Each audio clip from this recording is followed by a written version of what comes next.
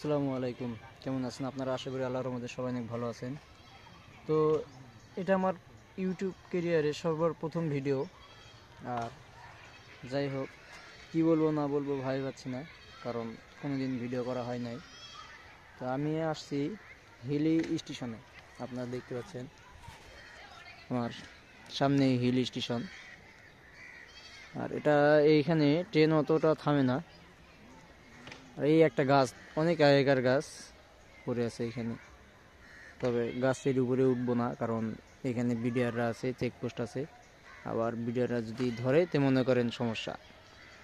আর আমি যেই কাজ করি, ওই যে দূরে আমার ভ্যান দেখা যাচ্ছে, হয়তো আপনারা দেখতে পারবেন কিনা বলতে পারছি না। ওই যে কার্টুন আছে ভ্যানে, ওটা হলো আমার ভ্যান।